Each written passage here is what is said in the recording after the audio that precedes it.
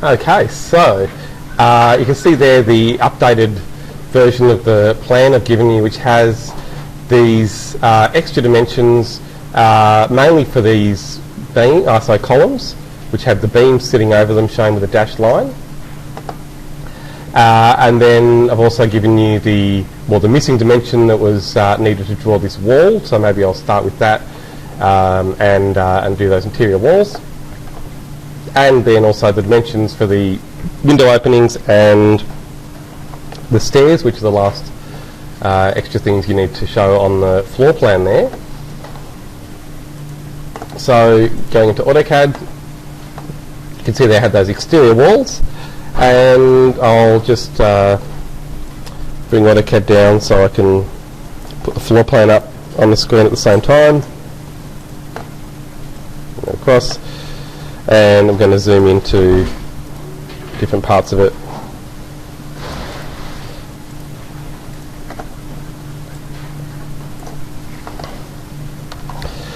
Okay, so starting with the dimension that you have here, it's important to realise that this dimension is drawn at the angle of the these walls here, which are perpendicular to this wall. And so to set those out, it's good practice to remember the way you did it before. So think about how you get a perpendicular measurement to this line here. Right, so there are a few ways of doing this. You'll see after a while using AutoCAD that there are lots of tricks you can use to project lines at different angles, especially using things like object snap tracking and the extension line option in your object snap settings. But personally, I still find one of the easiest ways is to draw a line starting out at a point in space and then bring that so that it snaps perpendicular to the line you want to measure to. So you need that object snap option turned on. Yeah. And so I'll just do it again. So just drawing a line from anywhere out here in empty space and then taking it so that it snaps up to that line. And that's the bit that's a little bit counterintuitive at first.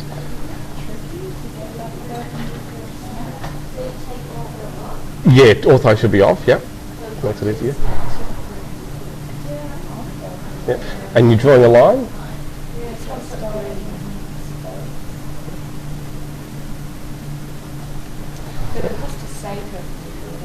Yeah. Yeah, if you hover for a while it will say perpendicular, but at first you might just get the symbol. So like I said, it's a little bit counterintuitive at first because you're just drawing the line almost anywhere, and then afterwards you move. Yeah. Because we want it to go, I want to measure from this corner point, but it's a bit difficult to find the point I'd need to start from out here and bring it back exactly to that corner. So it's easier just to draw it further along the line and then come back. I'm just going to select the line and then use move and snap to the bottom end of that line and then snap that right onto the corner. So that's giving me basically a measuring stick that I can use then to set out this 4500 measurement that we need. So then I can use offset and type in 4500, enter, select the line over to the right, and then just repeat using offset. So again, this time, well, I could do that to repeat these other dimensions, but what I'll do instead is offset using this other measurement I've given you, going the other way. So we know that corner point there is where this corner of the wall starts. And then here I've got the dimension that shows the amount this wall projects from the inside wall. So I'm going to offset again, this time 2500 from this inside edge, and then come into the interior. And now I can use fillet and join these two lines together. And so now we know where this corner of the wall is. Exactly. That's right, yeah. So that way though, we know this line is parallel to that one because we've used offset. And so then if I use offset again and make it 3500, from this line over to the right, then we know where the other side of the wall is. And again, I can use fillet just to tidy it up as I go. It's tempting to just offset a lot of lines, but if you don't tidy them up as you go, once you start working in this area, again, it gets confusing. Yeah. So it's good just to keep them joined together. And so there I'd even use trim, and I'll pick the inside edge of this wall as the cutting edge. Enter, and then choose these two lines to trim them. And honestly, it's so much easier than using trim in Revit. It's one of the main reasons we still use AutoCAD for this subject. And so then again with offset now, 100 is going to be my new distance. And then I can choose each of these lines. And here I know a lot of people would use make this into a polyline, so it offsets all as one thing. But once you get used to using offset and fillet and trim, you'll see it's not going to take all that much longer to just fillet them together.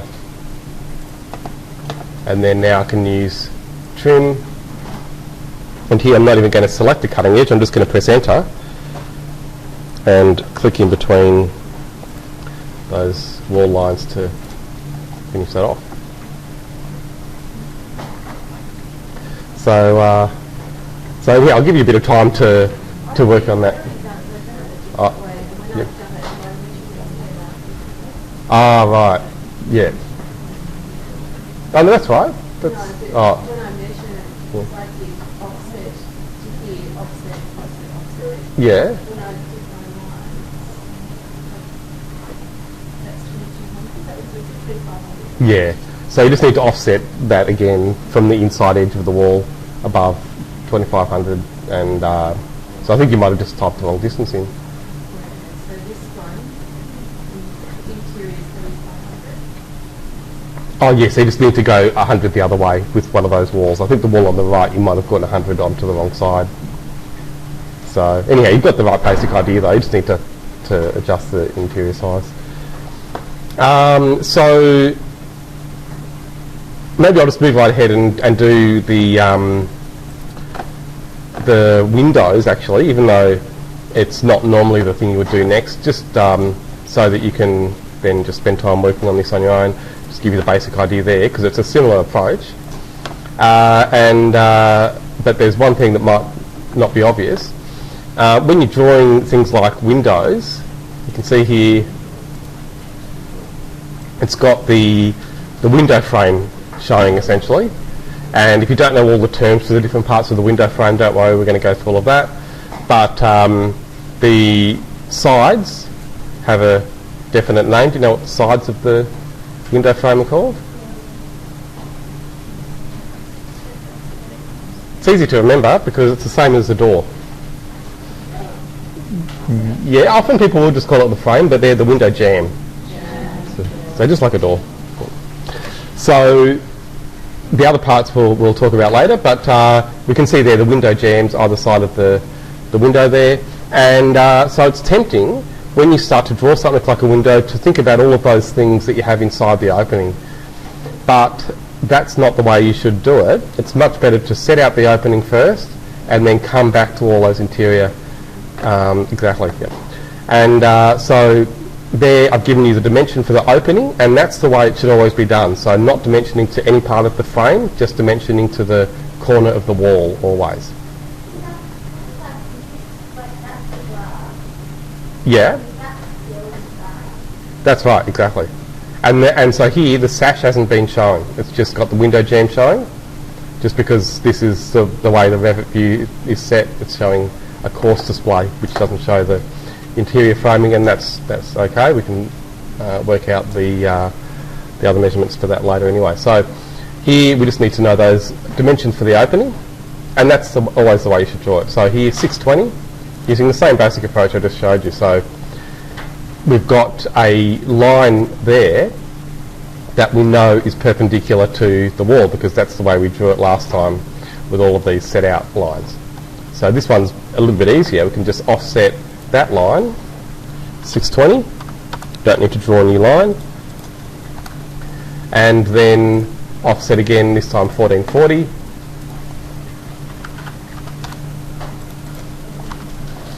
And then here, going to be a little bit fussy. You wouldn't need to do this always, but I'm just used to it. I'm going to go from the other side because these I want to be equal within that opening. And if I come along from here, it may not be exactly equal. Whereas if I measure from the opposite side, I know it will be. Yeah, yeah. Pretty much. Well, I'll actually use the line, but yeah, I'll trim them back. So here I'll just offset 1440. And so because I've measured from each side to end up with that centre spacing, you'll see I'll just measure it so you can see. It's not going to be exactly, oh no, it is exactly 625. So they did turn out to be round numbers, but I just wanted to make sure of that. So again, I know that the spacings either side are equal, and that's the most important thing, just in case we start mirroring and doing things like that later. And so then I'm going to use trim and extend. You can see they live together. So if you click on the down arrow, you can change from trim to extend. I'm going to show you they're actually the same command virtually. So if I start with trim, remember when you look on the command line, it's chopping the line off, but it's asking you can see if you click on the arrow to show the line before, it's asking you to select cutting edges. So you always have to select cutting edges. But what you might be used to doing is that trick I showed you just a little while ago, pressing enter to make everything a cutting edge. And that's what I'm going to do.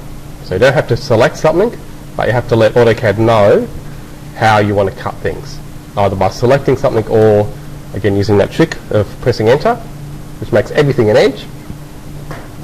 And you can see then when I go to these lines, it's going to give me an error symbol to show me that I can't trim these because they're not crossing over anything. But what I'm going to do is hold down Shift. And Shift is the option key, and you can see it even tells you Shift select to extend. So Shift changes trim to extend, and vice versa. When you're in extend, Shift changes extend into trim. So you can easily switch between the two, and they are very similar commands. So they're just holding Shift down to extend each of these lines. Oh, because I'm closer to that end. Yeah, that's a good point actually. So yeah, if I'm going closer to the other end, it'll go to this line. So, that's right. And then I can let go of Shift and trim each of them.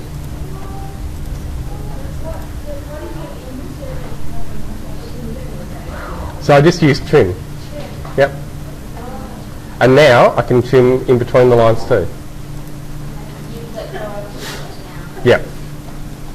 And that's the way you should do it, because we know the wall does continue through these lines, but remember in your plan, you're going to see, like you were saying, the sill of the wall inside those window openings. So you'll need to draw a different line in AutoCAD so that you can give it a different line weight. So that's the way you should draw it, with the gap, and then draw a line back in afterwards. Exactly, yeah. So in reality, that window that they're looking at, Yeah. is that going to be like very thin glass aperture, like it's very like, it's not like... That's the way it's shown here in the plan, but that's just a simplified way of showing things in the plan. We know that the window actually is fairly detailed. It's a sash window with glazing bars. Yeah, I'll just show you. So sash window is a window that opens up and down. So that's the elevation. And this is just from Revit. That's the same window that you can see in the plan. It's just that it's showing more detail. So we've got these two sashes that slide up and down, and then the glazing bars as well inside that. Glazing bars. Yeah, yeah. So is that, I thought I was really purely looking at it, Yeah, glazing bars and then the sash. That's just a standard window, but I'll be giving you plenty of different images where you'll see that. And so they're the same windows on the whole building, except for those upper windows on the in the middle bay. that have the arch. So, so you can copy those lines to do the other openings, but I'm going to show you a slightly different way. Because, again, I like everything to be symmetrical, just so that later I can save time by copying things that I draw in later. When I draw in the windows, I want to be able to flip them by using mirror and not have to worry that things don't line up. So I'm going to draw my opening lines in the same way. Okay, so I've got the lines selected, and I'm going to use mirror, and I'm going to snap to the midpoint of this centre bay, because we know that is the exact midpoint of that wall, measuring along this length. And then I'm going to go perpendicular to the inside, which gives us an axis that's perpendicular to the wall. I'm going to zoom out so you can see then it would have shown me the lines down here, but I didn't see them because I was zoomed in. And now it's not showing me the new lines where they will go. It's showing me the old ones. So do you know why it's doing that? Exactly. That's right, exactly. And so that's the thing that can freak people out a bit in AutoCAD. You think it's not working, but really, again, it's just asking you this question. Yeah. So it's saying, do you want to erase these things? Normally, yep, no. So enter will do that because it's got n in brackets. So now I've got my new ones. And here, I'll use trim. This time, no, I will select cutting edges. I'm not going to do it the quick way by pressing enter, because I've got this line that runs through it. And that'll cut, and I don't want it to. So I'm just going to select with a window left to right to get those edges, enter, and then select in between, and that gives us a nice cut, then cut. And now to draw these lines for the middle bay, again, I'm going to set these out because you might remember that the spacing of these, well, I'll just check actually, maybe it isn't different, but it could be. So I'll measure it first. Let's check. Okay, so it's 4745, and the next one is 4750. Okay, so slightly narrower. So I can't just copy the lines for the windows here. I've got to set them out again using the same basic approach. So you've got the measurements here that will give you that. So again, think about the spacing from the piers. So 620 either side. So I'm going to offset using that measurement first, 620. And then the windows should be the same size as well, so 1440.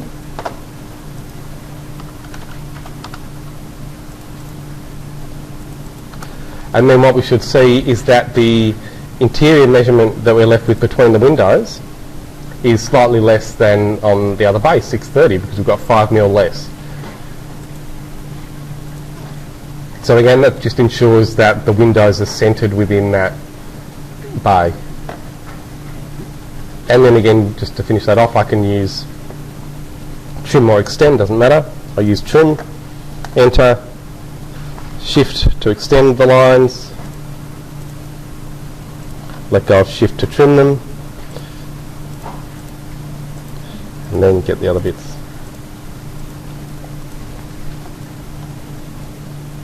When you did that shift trim step, you have to select that whole section first. No, there I just pressed enter to make everything a cutting edge. Okay. So yeah, but you can use it with either option.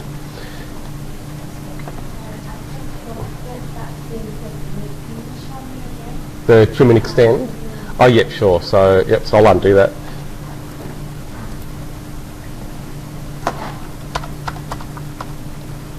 So up to that point, is it okay? Yep, okay. So then so from there, trim, and then I'll press enter to make everything an edge.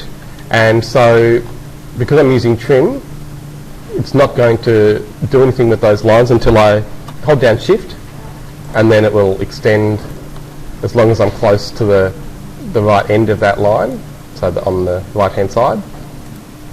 Then let go of shift and it will go back to working as trim. And then again, get rid of these side bits. And so then what I'll do is just put in these last couple of walls, and I'll give some time to work on that, and I'll come back and do the beams and the stairs afterwards. So the dimensions here are fairly easy. This is actually the easiest one, 3,000 and 5,000. So again, just using offset. Just give myself a bit more room. 3,000. And then here we don't have a wall that is perpendicular to the wall on the right. So again, I'm going to draw a line, but here we know that line is at 90 degrees. So I can just draw a line to save time there, coming straight across, either with ortho or polar, however you want to do it, and then offset from there. So this time 5,000. And then again 300 other side, fillet it all together, get rid of that baseline, and trim. And this time I will choose some edges to trim with, just to make it a bit easier, and choose the bits to take away. And that's it. So remember, we've got all those set out lines which might get in the way at this point, so hopefully you have them on a separate layer and you can easily just toggle those on and off. And so this line doesn't need to be there, and so now I'm just left with only the wall lines.